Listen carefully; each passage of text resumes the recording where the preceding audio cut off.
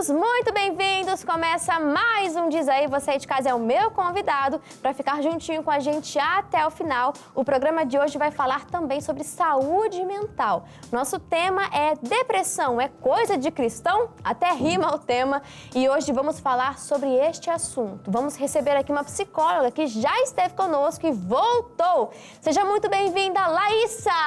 Oi, Júlia. Tudo bem? Boa tarde, tudo bem? Boa tarde a todos que estão nos assistindo. Muito obrigada por me receber de novo.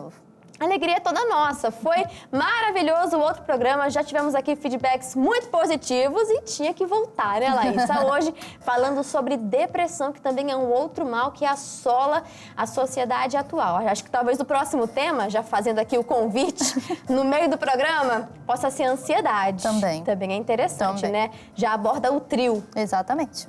Exatamente. Ó, a produção já até anotou, falaram aqui pra mim.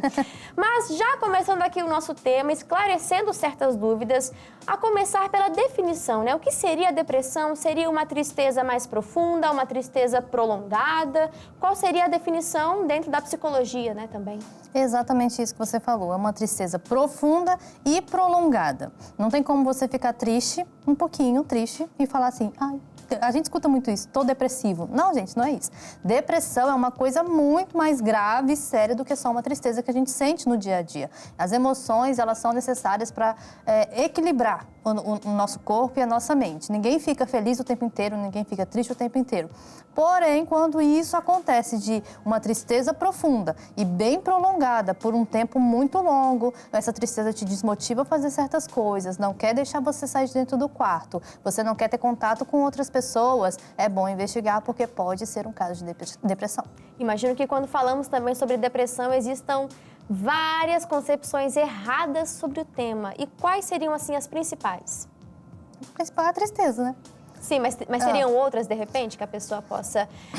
Porque existem muitas falácias por aí, né? Uhum. Então, assim, é bom a gente esclarecer isso também. Sim. Hoje em dia, como a gente falou num programa que eu participei aqui antes a respeito do burnout, hoje em dia muitas pessoas confundem depressão com burnout, mas os sintomas são parecidos, porém têm sintomas diferentes e tudo mais. Mas a depressão, a principal coisa que falam é, ai, tô triste, tô depressivo. E não é isso. Eu até comentava aqui nos bastidores outro dia a respeito da depressão e da ansiedade. O que é que eu falo a respeito disso? Depressão é um excesso de passado. A pessoa está tão presa no passado que ela tem um processo depressivo. É sempre alguma coisa que já aconteceu.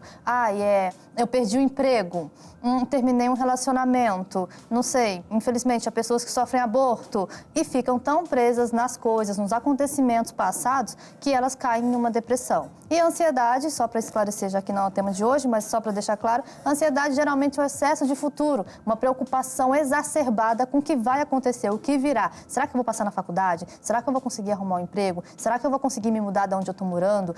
Esses casos assim, e quando descontrolados, é o que gera ansiedade na pessoa. E daí, junto com a depressão, os sintomas são um pouco parecidos.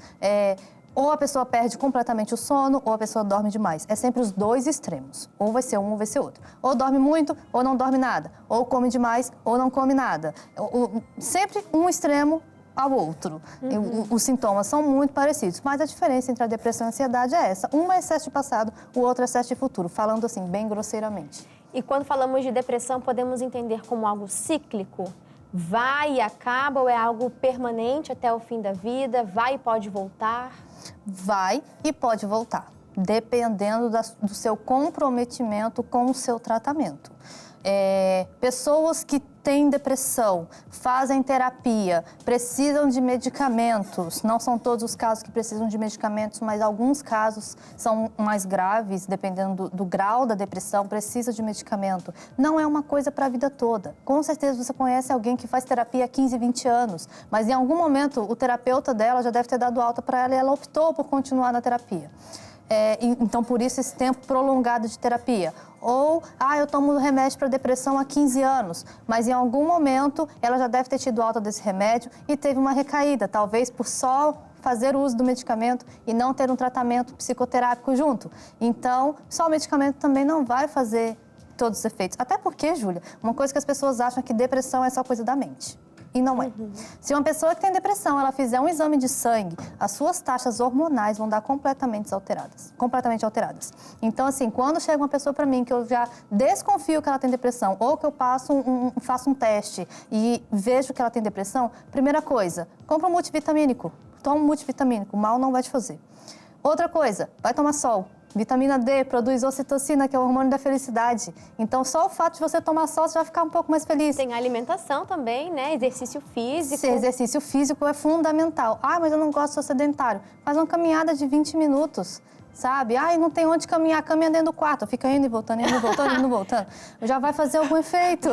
O chão do quarto já desnivelado. Desgastada, cerâmica já desgastada. Mas é isso, gente. Precisa fazer uma atividade física, precisa fazer uma caminhada, precisa tomar um sol, precisa comer alimentos que têm certos tipos de vitaminas. Não é só questão mental, mas é questão física, biológica também. É multifatorial, não é? Exatamente, exatamente. Aspectos sociais, como está a sua vida social? Ai, não gosto de sair, não gosto de socializar, não gosto de jantar com a minha família, não gosto de sair com amigos, Algo de detesto errado, ir no né? cinema. Opa, peraí, quem é que vive sozinho na face da Terra? Nem animais vivem sozinhos na face da Terra. Por que a gente vai ter que viver sozinho? Alguma coisa está errado. Vivem em bandos. E é engraçado quando você assiste... Na verdade, eu não acho engraçado, né? Eu acho muito triste.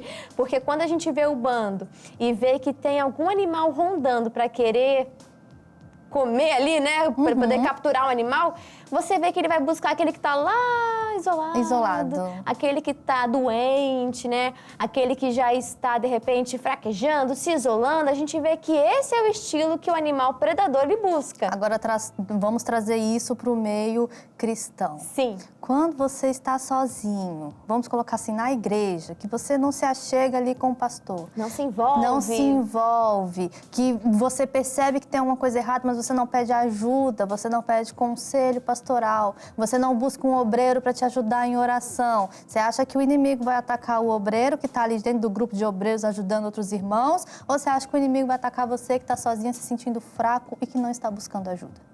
Com certeza, ele vai buscar atingir aquele que está mais isolado e se sentindo mais fraco. É o que a Júlia falou a respeito dos animais. A gente traz para esse meio cristão e para esse meio...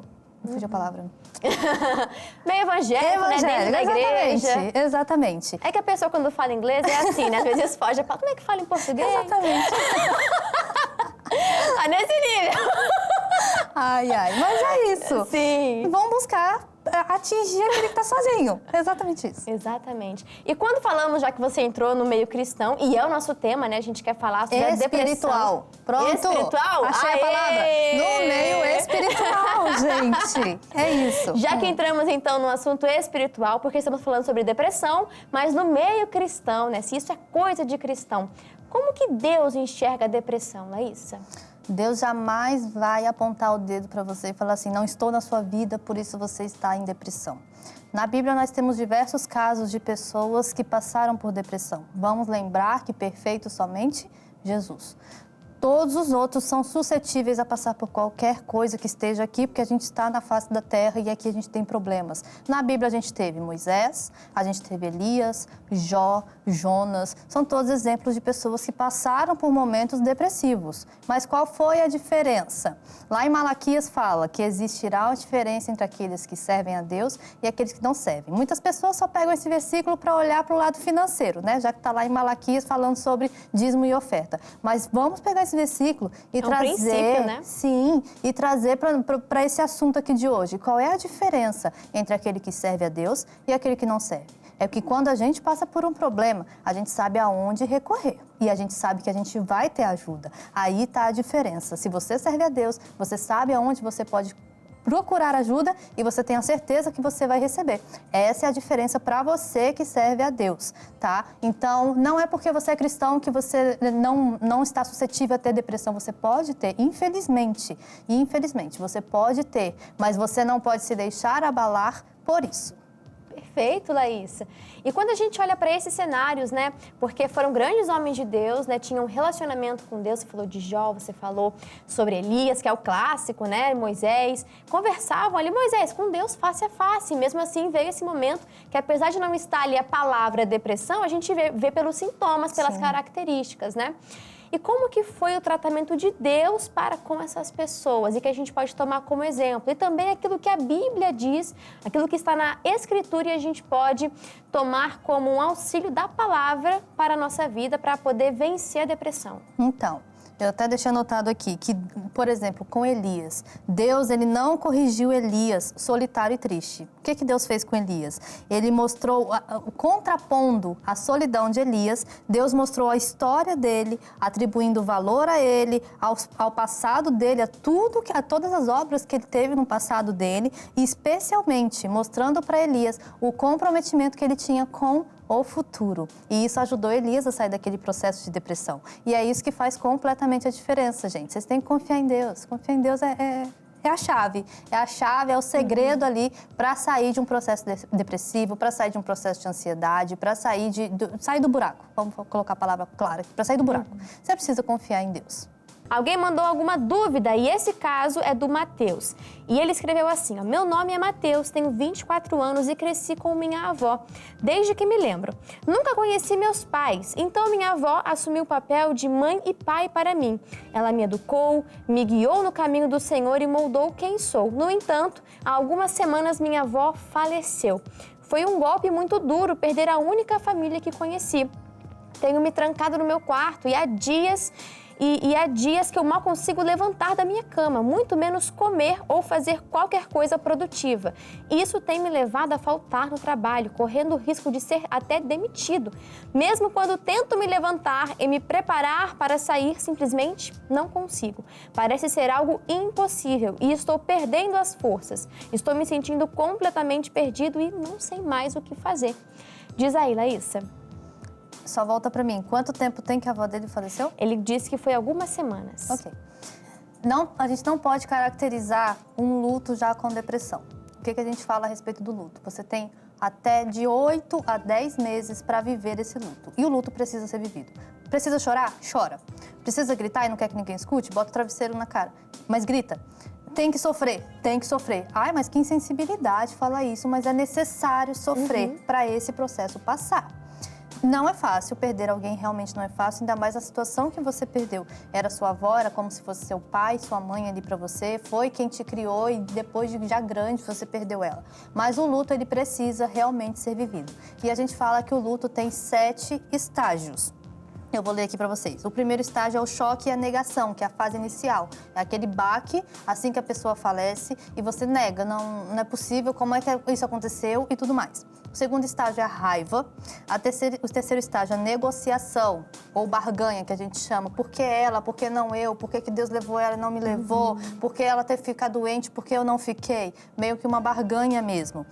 Depois vem a depressão, mas não é essa depressão, não é o transtorno depressivo. A depressão aqui citada é mais ou menos como se fosse uma tristeza grande, obviamente, por conta de um luto, mas não é o transtorno depressivo em si. Depois vem a aceitação, você passa a aceitar a perda da pessoa, a morte da pessoa, aceitar que ela não vai mais estar ali com você e tudo mais. Depois vem a reconstrução, que é quando você começa a se levantar do chão, começa a melhorar e tal. E por último vem a aceitação profunda. Essa aceitação profunda, o que é? Você aceita o luto, a saudade fica, isso aí não tem como a gente tirar de forma alguma, mas a dor não é mais como era lá no início, quando você não aceitava que a pessoa tinha partido. A partir daí, Júlia, depois desses 8, 10 meses, a pessoa não se recuperou, não passou por esses 7 estágios, ou às vezes até passou, mas continuou com uma tristeza muito profunda. É difícil a gente falar assim, olha, você perdeu alguém, você tem 8 meses para se recuperar, tá? Não é uma coisa de relógio. Por isso que a gente dá uma média, entre 8 e 10 meses.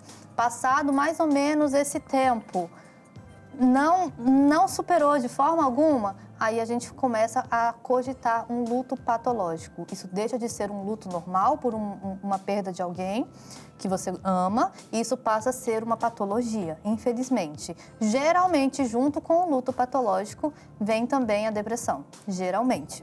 que você não consegue realmente superar de forma alguma. Então, a minha dica para você, qual é o nome dele? O nome é Matheus. Matheus. A minha dica para você, Matheus, passe por esses estágios. Se você não deu tempo de anotar aí, busca na internet, você vai ver que tem uns 7 estágios. Passe por esses estágios com calma e tudo mais, mas viva esses estágios. É ruim, muitas pessoas falam assim, nossa, que insensibilidade falar viva o luto, mas viva o luto. Um exemplo que eu sempre dou, por exemplo, tragédia de Brumadinho, Júlia. Ainda tem pessoas que não foram encontradas. Para uma pessoa aceitar a morte de outra, o velório, o sepultamento é necessário. Porque é o momento que você bate o olho ali e você realmente cai a ficha. Ok, realmente essa pessoa faleceu. A parte mais difícil, você vê um caixão descendo na sepultura? Isso, na sepultura. Quando você vê ali, realmente, a ficha caiu. A ficha caiu. Então, é nesse momento em que você vai começar a ter uma aceitação de que aquela pessoa ela não vai voltar. Entende? São processos. Então, muitas pessoas que não tiveram os seus parentes, entes queridos, encontrados, por exemplo, na tragédia de Brumadinho, até hoje não acreditam que as pessoas morreram. Então, fica tipo algo inacabado. Um livro que você nunca terminou de ler. Entende? Então, por isso que o processo de luto, ele tem que ser vivido. Para um momento você chegar no final desse livro e a única coisa que vai ficar para você vai ser a saudade. Meu Deus, é um tema muito delicado para a gente falar, né? Bastante. Viver o luto. Bastante. É um processo, assim como tudo na vida. Não é um processo fácil, talvez um dos mais difíceis, né? Que a pessoa possa passar, ainda mais num caso delicado como esse. Era como se fosse mãe, pai e avó, porque era avó. Então é muito delicado, mas o que a Laísa falou aqui é verdade. Você precisa passar por esse processo. E no final dele, né? No final dessa média de tempo, não é específico. Mas que você venha a vencer, né? E entender, ainda mais pelo lado cristão, que um dia você irá reencontrar sua avó se ela morreu com Cristo. Olha isso. Exatamente. Então, ela está dormindo, né? A visão da Bíblia é essa. Um dia vamos encontrar novamente. Se essa pessoa morreu com Cristo, ela está ali apenas dormindo. Um dia você vai poder ali, né? Ver ela novamente. Bom, quando falamos sobre depressão, né, você falou sobre o luto, mas os N casos onde pode ocorrer esse caso, depressão, esse diagnóstico, quando nós olhamos para isso, nós vemos que existe uma solução. E qual seria a solução que você diria? Essa dica para essa pessoa que se encontra nesse estágio? Tratamento. Não tem como. Pode até existir uma pessoa que falou assim, venci a depressão sozinha. Não vou falar que não existe, pode ter existido. Mas o ideal, tratamento com terapia e, se for necessário, tratamento com medicamento. Em N casos, a pessoa aceita terapia, mas não aceita medicamento. É muito difícil, é muito difícil. É um conjunto. A gente precisa da ajuda do medicamento também. Como eu falei, não é só um processo psíquico, mental, mas tem vários níveis de hormônios que têm que ser estabilizados. Existem diversas características do estilo de vida. Você falou alimentação, o sono também, atividade física. Então, é um conjunto de coisas, né? Sim. Você não pode usar só aquilo como suficiente. Sim. E eu acho que também uma coisa é força de vontade. Porque muitas pessoas chegam para fazer terapia e até tomam medicamento, mas é obrigada por outra pessoa. Você acha que ela vai querer melhorar? Não, ela não tem interesse em melhorar, ela não quer sair dali daquela situação. Para ela, vamos dizer assim, entre aspas, está cômodo. Ela fica dentro do quarto dela, não tem contato com ninguém, fecha a cortina, fica no escurinho e, apesar de uma tristeza muito grande, mas para ela está cômodo. Sair da zona de conforto é algo que dói. Dói muito. E uma pessoa com depressão ter que sair da zona de conforto, nossa, é como se ela tivesse a dor de um parto para ela. A gente vê isso em Elias, porque no momento em que ele foi pressionado, confrontado, ele buscou ficar sozinho, já falamos sobre isso, mas ele não queria sair mais dali, porque ele fugiu, no momento de desconforto, fugiu para um lugar que era confortável para ele. Sim. E até ele sair daí, Deus precisou insistir bastante com ele. Sim. E glória a Deus por isso. Glória a Deus por isso. E aí, o que Deus fez com ele? Deus deu alimento. Sim, corpo também. Sim, Deus deu água para ele, sabe? Então, assim, reestrutura tua força. Reestrutura tua força. Você precisa se levantar fisicamente, emocionalmente e espiritualmente para poder conseguir vencer esse estágio. E quando falamos de fé, a pessoa pode ser curada de depressão por intermédio da fé também? Com certeza. As pessoas podem ser curadas de tudo através da fé, de tudo. Deus, ele é maravilhoso e uma oração feita, bem feita, Dentro da palavra, dentro né? da palavra, sabe? Ali tem os versículos certos, versículos chaves, que no nosso ministério a gente já vê que você não tem que pedir a fé, você tem que tomar posse da fé. Você não tem que pedir a cura, desculpa, você tem que tomar posse da cura. Sim. A cura já é sua, ela tá ali, ela só tá esperando você fazer assim, ó. Vem comigo pro Você meu se corpo. posicionar, né? Sim, exatamente, porque ela é sua. Você só precisa falar, vem, porque eu tô aqui pronta para te receber. É somente isso. Então, assim, tudo pode ser curado através da fé. Tudo é possível, Tudo é ao que crê. possível ao que crê. Exatamente. E a oração de um justo pode ir muito em seus efeitos. Isso. Quantos e quantos testemunhos nós já vimos no SOS da Fé de depressão, de ansiedade, e as pessoas foram libertas, né? Pessoas até mesmo que queriam tirar a própria vida e desistiram ali, porque na hora H o Espírito Santo foi lá e sussurrou no ouvido delas. Às vezes, quão valorosas elas são. E elas conseguiram entender isso naquele último momento ali. E graças a Deus não perderam a vida por conta disso. Aliás, Laís, uma dica para quem nos acompanha também, não só a pessoa que está nisso, mas como é que as pessoas ao redor devem tratar, como devem reagir, convivendo com uma pessoa que está em depressão. É algo muito delicado e tem que ter sabedoria, né? Tem que ter entendimento.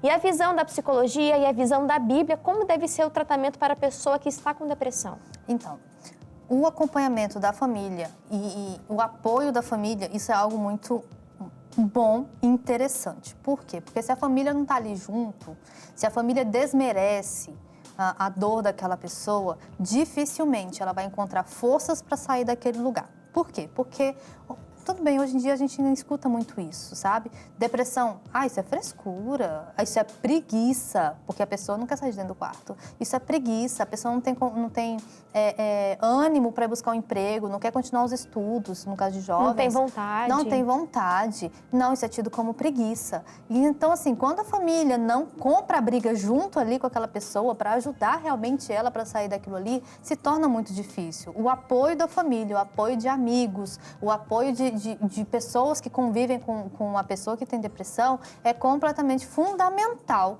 para que ela consiga sair desse estágio. Então não é bom deixar a pessoa sozinha também, mas buscar envolver ela, né? Sim. Isso é fundamental e dentre tantas dicas aqui que você falou também.